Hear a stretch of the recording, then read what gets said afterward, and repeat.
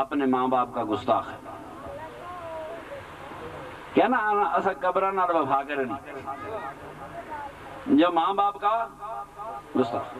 دوسرے دو مجھے حیا آتی ہے، اسی قسم کے مجرم ہیں. کیا مثال دوں؟ 3 کیٹیگریاں رکھی. ایک کیٹیگری ہے ماں باپ کا گستاخ.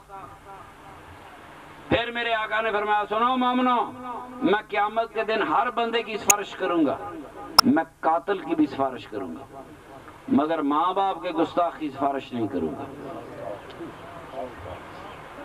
کیا سمجھا ہے ماں باپ کو؟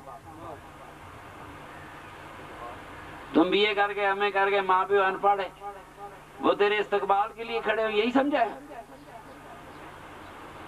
کیا سمجھتا ہے ماں باپ؟ فرمایا میں قیامت کے دن ماں باپ کے گستاخ کی شفاعت نہیں کروں گا. ایک مولوی صاحب کا کھاتا ہے، پیر صاحب حدیث کے تو لینے میں کہ تھوڑی جی محنت آپ بھی کر دے، ساری ہی میں ہی لکھ کے دیا. ایڈے بڑے بورڈ لائے. صحابی کہتا ہے یا رسول اللہ صلی اللہ علیہ وسلم، کھڑا ہو گیا، یہ تو انسانی رشتہ ہے. کبھی ماں باپ اور بچے بول پڑتے ہیں، اختلاف رائے ہو جاتا ہے، کبھی باپ بچے ناراض بھی ہو جاتے ہیں. تو اس کا مطلب یہ ہوا کہ آپ ہماری شفاعت سے انکار کر دیں تو کیا ہمارے سارے اعمال ضائع ہو جائیں گے؟ ہماری نمازیں ضائع ہو جائیں گی، ہماری عبادتیں ضائع ہو جائیں گی. کو حج کیا تو حج ضائع ہو جائے گا، اس لیے کہ میرے آقا شفاعت نہیں فرما رہے. دنیا کا کوئی نیک عمل نہیں کھڑا ہو سکتا. اور میں قاتل کی شفاعت کروں گا. کیوں؟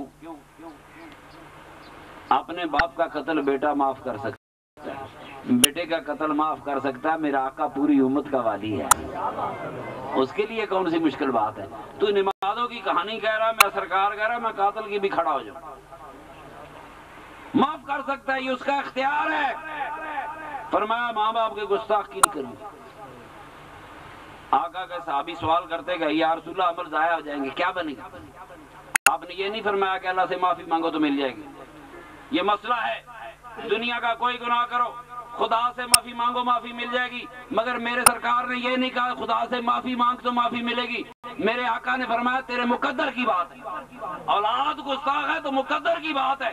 تو زندہ رہے، گستاخ پہلے مر گیا بچھریا کی.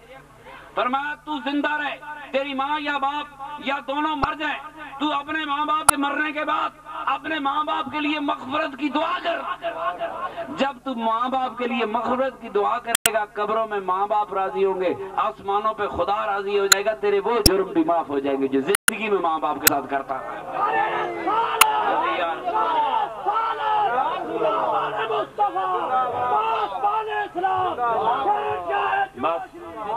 بس یہ صرف ماں باپ کی بخشش کی کہانی نہیں، یہ تو اولاد کی بخشش کی کہانی ہے. یہ ہماری معافیوں کی کہانی ہے.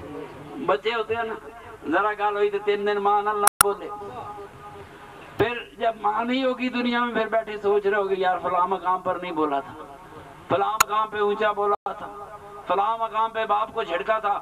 ایسے بچے بڑے ہوتے. کوئی عمل قبول نہیں ہو سکتا جب تک ماں باپ راضی نہ ہو. تو وہ دنیا میں تو ویسے ہو سکتی ہیں، راضی کرنا مشکل ہے، مگر یہ تو اعمال کی کہانی ختم ہو گئی. قبروں میں چلے گئے تو دعاؤں کی کہانی شروع ہو گئی.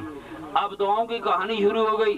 کوئی بچہ اپنے باپ کے قدموں میں سر جھکا ہے، ابا جی غلطی ہو گئی، اللہ کریم میرے باپ کی مغفرت فرما. اللہ تعالیٰ کی رحمت جوش میں آ رہی ہے. فرمایا تیرے ماں باپ تیری قبروں میں راضی ہو جائیں گے. معلوم اس حدیث سے یہ قبروں میں بھی ماں باپ کو راضی رکھنا ہے، صرف زندگی میں راضی نہیں رکھنا. قبروں میں ماں باپ راضی ہوں گے، آسمانوں پہ خدا راضی ہوگا، تیرے وہ جرم بھی معاف کر دیے جائیں گے جو زندگی میں تجھے سرزاد ہوتے رہے. وما علینا الا البلاغ.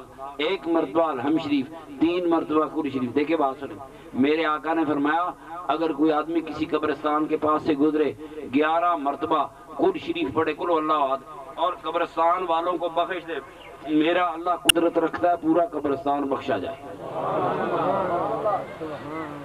خدا کے کلام کو ہلکا کبھی نہ سمجھنا. ایک لفظ قرآن کے کو جو ہلکا سمجھے وہ ایمان سے خارج ہو جاتا. 3 مرتبہ الحمد شریف، 1 مرتبہ الحمد شریف، 3 مرتبہ کل شریف، 3 مرتبہ درود